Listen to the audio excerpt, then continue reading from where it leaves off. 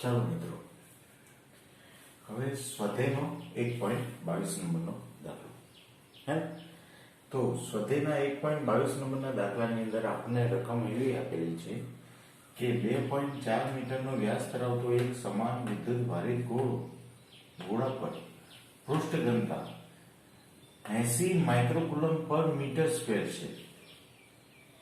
80 માઇક્રોકુલમ પર metre square શું પૃષ્ઠ ઘનતા. તો આપણે અહીંયા પેલા લખી દઈએ કે ગોળાની પૃષ્ઠ ઘનતા કેટલી, તો 80 માઇક્રોકુલમ પર મીટર સ્ક્વેર. બરાબર, કમ્પ્લીટ. ચલો, શું આપેલું છે? બીજું વ્યાસ આપેલું છે. હવે પૃષ્ઠ ઘનતા આપી હોય તો આપણને ક્ષેત્રફળની જરૂર પડશે, કારણ કે પૃષ્ઠ ઘનતાનું સૂત્ર શું થાય, તો Q ભાગ્યા A માટે ક્ષેત્રફળ. તો ક્ષેત્રફળ માટે તો ત્રિજ્યાની જરૂર પડે, તો R ઇઝ ઇક્વલ ટુ 2.4 ભાગ્યા 2 એટલે 1.2 મીટર ત્રિજ્યા. હવે શોધવાનું શું છે, તો ગોળા પરનો વિદ્યુત ભાર શોધો. તો ગોળા પરનો વિદ્યુત ભાર શોધવાનું કીધું, તો ગોળા પરનો વિદ્યુત ભાર સૂત્ર કયું, Q is equal to sigma into A is equal to sigma into શું છે, ગોળો છે. આ ગોળો છે એટલે ગોળાનું ક્ષેત્રફળ 4πr². ચલો, સિગ્માની વેલ્યુ 80 ગુણ્યા 10 ની -6 માઇક્રો હતા એટલે 10 ની -6 4 ઇન્ટુ 3.14 એટલે 3.14 ગુણ્યા r, તો r ની વેલ્યુ 1.2 1.2 નો હોલ સ્ક્વેર. ચલો, 8 ચોક 32 એટલે અહીંયા 320 ગુણાકારમાં 10 ની -6. ચલો, 3.14 આનો વર્ગ 1.44. બરોબર ને? કમ્પ્લીટ. આ ત્રણેયનો ગુણાકાર કરીએ તો આપણને શું મળે, તો 1446.9 ગુણ્યા 10 ની -6. બરોબર. હવે 3 પોઈન્ટ આગળ લાવો તો આપણને શું મળશે, તો 3 પોઈન્ટ આગળ લાવીએ તો 1.469 ગુણ્યા 10 ની -3. હવે શું શોધ્યું, તો કુલમ. તો એકમ કયો, કુલમ. વિદ્યુત ભાર શોધ્યો માટે એકમ કુલમ. ખ્યાલ આવી ગયો? તો આ આપણે શું મળી, વિદ્યુત ભાર મળી ગયો. ખ્યાલ આવે? ચલો, હવે આગળ. હવે ગોળાની બહારની સપાટીમાંથી જતું વિદ્યુત ફ્લક્સ. તો ગોળાની બહારની સપાટીમાંથી બહાર જતું વિદ્યુત ફ્લક્સ, તો phi ઇઝ ઇક્વલ ટુ કેટલા, તો phi ઇઝ ઇક્વલ ટુ સૂત્ર છે વિદ્યુત ફ્લક્સનું સૂત્ર Q ભાગ્યા એપ્સિલોન 0. વિદ્યુત ફ્લક્સનું સૂત્ર વાપરવું પડે. વિદ્યુત ફ્લક્સ આપણે શોધી લીધું, કેટલું આવે, તો 1.4469. તો એની જગ્યાએ આપણે 1.45 લખી શકીએ. તો આના લખવું હોય તો 1.45 લખી દો. તો અહીંયા થઈ જશે 1.45 ગુણ્યા 10 ની -3 છેદમાં, ચલો શું આવશે છેદમાં, તો એપ્સિલોન 0 ની વેલ્યુ 8.85 ગુણ્યા 10 ની -12. બરોબર ને? હવે જો 1.45 ભાગ્યા 8.85 કરો એટલે આપણને જવાબ શું મળશે, તો જવાબ મળે 0.1638.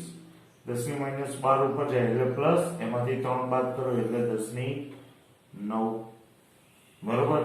તો હવે જવાબ શું આવશે વિદ્યુત ફ્લક્સનો, phi 1.38.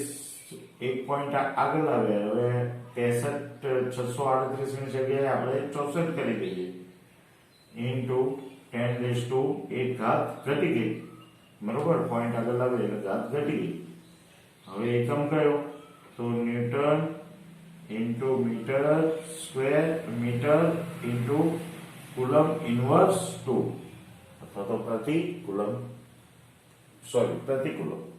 Coulomb inverse 1. અહીંયા મીટર સ્ક્વેર આવે, ન્યૂટન ઇન્ટુ મીટર સ્ક્વેર પ્રતિ કુલમ. બરોબર. આનો એકમ, phi નો એકમ. ચલો હવે આગળ. હવે આપણને એવું આપેલું છે કે બે મોટી ધાતુની પાતળી પ્લેટો એકબીજાની નજીક અને સામસામે રાખેલ છે. તેમના પર વિરુદ્ધ ચિહ્નો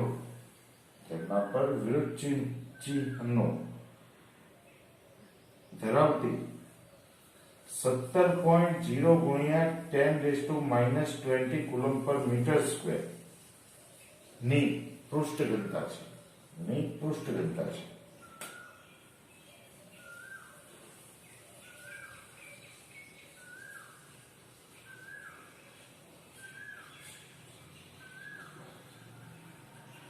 તો પ્રથમ પ્લેટની બહારના વિસ્તારમાં વિદ્યુત ક્ષેત્ર, બીજી પ્લેટની બહારના વિસ્તારમાં વિદ્યુત ક્ષેત્ર અને બે પ્લેટના વચ્ચેના વિસ્તારમાં વિદ્યુત ક્ષેત્ર.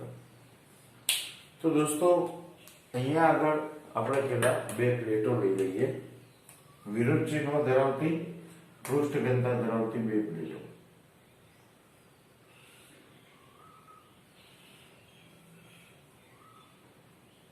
એકબીજાની સામસામે મૂકેલ છે.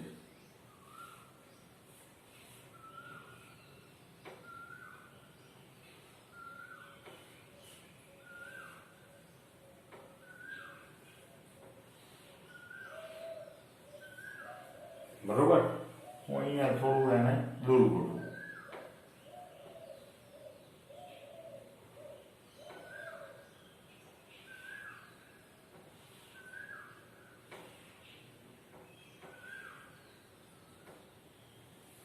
કમ્પ્લીટ. આ બાજુના ભાગમાં પૃષ્ઠ ઘનતા કેટલી? તો આ બાજુ આ પ્લસ સિગ્મા છે અને આ માઇનસ સિગ્મા. હવે વચ્ચેના વિસ્તારમાં પૃષ્ઠ ઘનતા, તો અહીંયા આગળ વચ્ચેના વિસ્તારમાં વિદ્યુત ક્ષેત્ર આ બાજુ.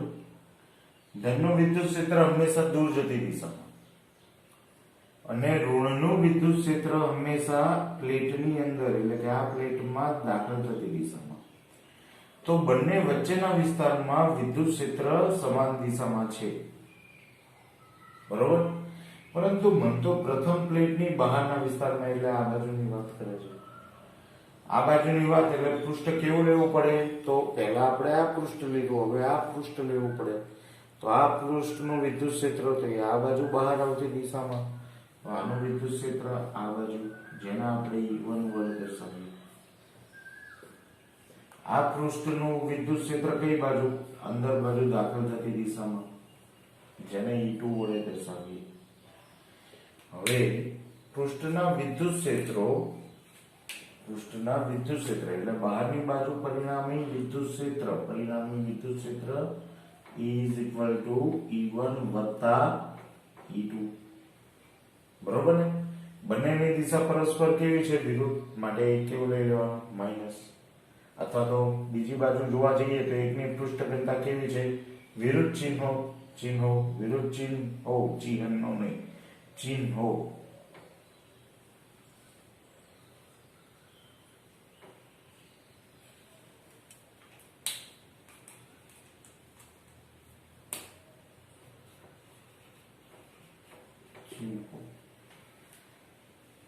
બરોબર, તો વિરુદ્ધ ચિહ્નો અથવા તો સંજ્ઞા ધરાવતી પૃષ્ઠ ઘનતા. તો હવે અહીંયા આગળ આપણે શું લઈ લઈશું? E1 છે અહીંયા, હે ને? તો પૃષ્ઠનું વિદ્યુત ક્ષેત્ર કેટલું? તો પૃષ્ઠનું વિદ્યુત ક્ષેત્ર સિગ્મા અપોન 2 એપ્સિલોન 0. તો અહીંયા આવી જશે સિગ્મા અપોન 2 એપ્સિલોન 0. બરોબર. હવે આ અંતર ઉપર આધારિત નથી એટલે અંતર સાથે બદલાય નહીં. હવે E2 નું વિદ્યુત ક્ષેત્ર એ માઈનસ સિગ્મા અપોન 2 એપ્સિલોન 0. ચલો બંને આ ધન વેલ્યુ આ ઋણ વેલ્યુ બંનેનું વિદ્યુત ક્ષેત્ર કેવું? શૂન્ય. બરોબર. તો બહારના વિસ્તારમાં વિદ્યુત ક્ષેત્ર કેવું મળે છે? તો બહારના વિસ્તારમાં વિદ્યુત ક્ષેત્ર શૂન્ય મળે. કેવું મળે? શૂન્ય મળે. કમ્પ્લીટ. તો આ ખાલી જગ્યા અહીંયા જો વિદ્યુત ક્ષેત્ર અહીંયા ખાલી જગ્યા આપેલું હોય તો આ પૂરી દેવાય. ખ્યાલ આવ્યો? હવે એવી જ રીતે આ બાજુ બહારની બાજુ પ્લેટ, તો આ બાજુના બહારના વિસ્તારમાં વિદ્યુત ક્ષેત્ર, તો આ ધનનું વિદ્યુત ક્ષેત્ર, આને જો ધનના પહેલી પ્લેટના વિદ્યુત ક્ષેત્રને આપણે આના વડે દર્શાવીએ. આ બીજી પ્લેટનું વિદ્યુત ક્ષેત્ર, અહીંયા પહેલી પ્લેટનું આ બાજુ. ચલો અહીંયા પહેલી પ્લેટ, હવે અહીંયા ઋણ નિશાની છે. બરોબર. તો આ પ્લેટનું વિદ્યુત ક્ષેત્ર અહીંયા આગળ કેવી બાજુ, તો આ બાજુ દૂર જતી દિશામાં. જ્યારે આ પ્લેટનું વિદ્યુત ક્ષેત્ર કયું, તો અંદર દાખલ થતી દિશામાં પ્લેટમાં, બરોબર ને. તો પ્લેટમાં દાખલ થતી દિશામાં, અહીંયા પણ બંને પરસ્પર વિરુદ્ધ દિશામાં. તો આ બીજા નંબરની પ્લેટ, આ કયા નંબરની, બીજા નંબરની, આ પહેલા નંબરની. આના વિદ્યુત ક્ષેત્ર આનું કયું, તો આના વિદ્યુત ક્ષેત્રને E2 કહી દો, આના વિદ્યુત ક્ષેત્રને આપણે E1 કહીએ. આ કયું વિદ્યુત ક્ષેત્ર છે, E1.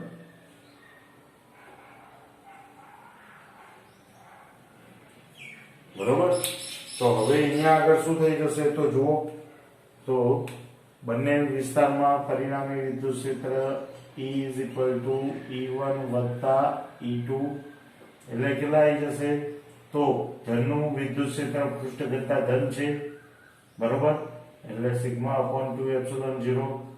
બીજી પ્લેટની પૃષ્ઠ ઘનતા ઋણ છે એટલે માઈનસ સિગ્મા અપોન 2 એપ્સિલોન 0 કેવું થઈ જાય, શૂન્ય.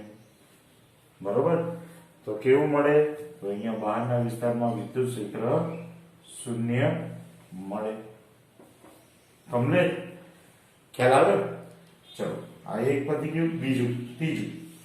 હવે ત્રીજા માટે શું છે, તો બે પ્લેટોના વચ્ચેના વિસ્તારમાં વિદ્યુત ક્ષેત્ર. તો વચ્ચેના વિસ્તાર કયો છે, તો આ ધન પૃષ્ઠ ઘનતા અને ઋણ પૃષ્ઠ ઘનતા ની વચ્ચેનો વિસ્તાર. ખ્યાલ આવે? હવે વચ્ચેના વિસ્તારમાં વિદ્યુત ક્ષેત્ર, તો આના વિદ્યુત ક્ષેત્રને આપણે E1 કહી દો, એટલે ધન પ્લેટનું વિદ્યુત ક્ષેત્ર. હવે આ જે છે એ બીજું એ કયું છે, તો આ ઋણ પ્લેટનું વિદ્યુત ક્ષેત્ર છે. ખ્યાલ આવે? તો હવે શું થશે, તો બંને બાજુ સરવાળો થઈ જશે, માટે વચ્ચેના વિસ્તારમાં પરિણામી વિદ્યુત ક્ષેત્ર, તો પરિણામી વિદ્યુત ક્ષેત્ર હવે E is equal to E1 વત્તા E2. બરોબર. હવે જો ભલે આ ઋણ પૃષ્ઠ ઘનતા છે, પણ વિદ્યુત ક્ષેત્રના કિસ્સામાં જો પરસ્પર દિશા વિરુદ્ધ હોય તો જ એકને માઈનસ લેવાય. અહીંયા ધનની સાપેક્ષે E1 ની સાપેક્ષે E2 ને માઈનસ લીધા હતા, અહીંયા પણ E1 ની સાપેક્ષે E2 ને માઈનસ લીધા હતા. એટલે આ બંનેના કિસ્સામાં અહીંયા માઈનસ ચિહ્ન મેં એટલા માટે મૂક્યું કે બંનેની દિશા પરસ્પર વિરુદ્ધ છે. જ્યારે અહીંયા તો બંનેની દિશા પરસ્પર કેવી છે, સમાન છે, માટે અહીંયા શું થઈ જશે, તો બંને એક જ મૂલ્યના, એટલે કે સિગ્મા અપોન 2 એપ્સિલોન 0 વત્તા સિગ્મા અપોન 2 એપ્સિલોન 0. બરોબર. તો હવે સિગ્મા અપોન 2 એટલે બંને અહીંયા વચ્ચેના વિસ્તારમાં બંનેનો શું થાય, સરવાળો થાય બંનેના વિદ્યુત ક્ષેત્રનો. તો આપણને પરિણામી જવાબમાં શું મળે, તો સિગ્મા 2 સિગ્મા અપોન 2 એપ્સિલોન 0. ચલો 2 ઉડી ગયા. તો E બરાબર કેટલા, માટે E is equal to sigma upon epsilon 0. ચલો પૃષ્ઠ ઘનતાનું મૂલ્ય કેટલું હતું, તો 17 ગુણ્યા 10 ની -12. તો અહીંયા આગળ મૂકો 17 ગુણ્યા -22 છે, 22 છે. બરોબર. ચલો એપ્સિલોન 0 નું મૂલ્ય 8.85 ગુણ્યા 10 ની -12. બરોબર ને. ચલો જવાબ શું આવે, માટે જવાબ E is equal to, તો E is equal to કેટલા આવી જશે, તો 17 ભાગ્યા 8.85 ગુણ્યા 10 ની -12 is equal to 1.92 ગુણ્યા 10 ની -10 ન્યૂટન પર કુલમ. બરોબર. જો જવાબમાં શું આવે, તો જવાબ આવે આપણો આન્સર આ પ્રમાણે આવે. મારી જોડે જગ્યા નહોતી એટલા માટે મેં થોડું વિચરણમાં લખ્યું. તો આપણો આન્સર આ પ્રમાણે આવે કે કેટલા, તો 1.92 ગુણ્યા 10 ની -10 ન્યૂટન પર કુલમ. બરોબર મિત્રો. તો આ થઈ ગયો 1.24 નંબરનો દાખલો તમારો. ખ્યાલ આવે? અહીંયા 0 કેમ મળ્યું એ ખબર પડી કે પરસ્પર સમાન મૂલ્ય છે અને દિશા વિરુદ્ધ છે, માટે એકબીજાની અસરને શું કરી નાખશે, નાબૂદ. એટલે બંને શું કરે, શૂન્ય થાય. એટલે કે એક વિદ્યુત ક્ષેત્રમાંથી બીજું વિદ્યુત ક્ષેત્ર બાદ કરવું પડે. એકની સાપેક્ષે બીજાને કેવા લેવા પડે? ઋણ. ખ્યાલ આવે? ચલો હવે આ રહ્યું. હવે જુઓ 1.27 નંબરનો MCQ સોરી 1.27 નંબરનો દાખલો આપણને શું કહે છે? તો અવકાશના અમુક વિસ્તારમાં બધે વિદ્યુત ક્ષેત્ર z અક્ષની દિશામાં. તો હવે z અક્ષની દિશામાં એટલે ધન z અક્ષ ગણી લઈએ કે અવકાશના બધા જ વિસ્તારમાં વિદ્યુત ક્ષેત્ર ધન z અક્ષની દિશામાં. તો આ ધન z અક્ષ, આ z અક્ષ આપણે અહીંયા ગોતી લીધી. તો હવે વિદ્યુત ક્ષેત્રની દિશા કઈ છે? તો એની દિશા E, આ z અક્ષ. કમ્પ્લીટ હે ને? ચલો હવે દિશામાં નિયમિત રીતે દર મીટરે 10.5 ન્યૂટન પર કુલમના દરથી વધે છે. હવે દર મીટર કીધું એટલે લંબાઈ સાથે ફેરફાર થાય છે. તો લંબાઈ સાથે વિદ્યુત ક્ષેત્રના ફેરફારનો દર કેટલો? તો લંબાઈ સાથે વિદ્યુત ક્ષેત્રના ફેરફારનો દર તો અહીંયા dE/dz. કેમ? કારણ કે ફેરફાર થાય છે કોની સાપેક્ષે? તો z અક્ષની દિશામાં. એટલે સ્થાનાંતરની સાપેક્ષે કઈક ફેરફાર થાય છે, લંબાઈમાં ફેરફાર. dz એ શું થાય છે? તો dz એ લંબાઈમાં થતો સૂક્ષ્મ ફેરફાર. તો લંબાઈમાં સૂક્ષ્મ ફેરફાર કરો, અંતરમાં સૂક્ષ્મ ફેરફાર કરો એટલે વિદ્યુત ક્ષેત્ર બદલાય છે. કેટલું બદલાય છે? તો 10⁻5. હવે વિદ્યુત ક્ષેત્રનો એકમ કયો? તો ન્યૂટન પર કુલમ. અને લંબાઈમાં થતા ફેરફારનો એકમ મીટર. હવે શું કહેવાય? તો દર મીટરે કેટલો ફેરફાર? 10⁻5 મીટર પર કુલમ જેટલો ફેરફાર. તો આને ફેરફારનો દર પણ કહેવાય, વિદ્યુત ક્ષેત્રમાં ફેરફારનો દર. બરોબર? ચલો હવે ઋણ z અક્ષની દિશામાં 10⁻7 કુલમ ઇન્ટુ મીટર ડાયપોલ ચાક માત્રા ધરાવતા તંત્ર વડે. હવે ઋણ z અક્ષની દિશામાં સેન્ટીમીટર નથી, કુલમ ઇન્ટુ મીટર છે. જે વિદ્યુત ડાયપોલ મોમેન્ટનો એકમ, વિદ્યુત ડાયપોલ મોમેન્ટનો એકમ છે. બરોબર? હવે અહીંયા એક ધન જુઓ, વિદ્યુત ડાયપોલ મોમેન્ટની દિશા કઈ બાજુ છે? તો ઋણ z અક્ષની દિશામાં. તો વિદ્યુત ડાયપોલની દિશા કઈ બાજુ હોય? તો ઋણ વિદ્યુત ભાર તરફથી ધન વિદ્યુત ભાર તરફ. એટલે અહીંયા કયો વિદ્યુત ભાર છે? ઋણ વિદ્યુત ભાર. અહીંયા આવે ધન વિદ્યુત ભાર. બરોબર? તો ઋણ વિદ્યુત ભાર તરફથી ધન વિદ્યુત ભાર તરફ. એટલે ડાયપોલ મોમેન્ટ કઈ બાજુ? તો P, વિરુદ્ધ દિશામાં. સમજે? હવે અહીંયા શું કરીશું આપણે? તો જોઈ લો. તો હવે જુઓ અહીંયા આગળ કે ડાયપોલની ચાક માત્રા તંત્ર વડે અનુભવાતું બળ અને ટોર્ક કેટલા મળે? તો અનુભવાતા બળ અને ટોર્ક. તો ટોર્ક પહેલા શોધીએ. તો ટોર્ક માટે તો જુઓ ટોર્ક. તો ટોર્ક માટે કોના દ્વારા? તો ડાયપોલ દ્વારા અનુભવાતું torque tau Pe sin theta. હવે sin theta, તો theta એ શું છે? P અને E વચ્ચેનો ખૂણો.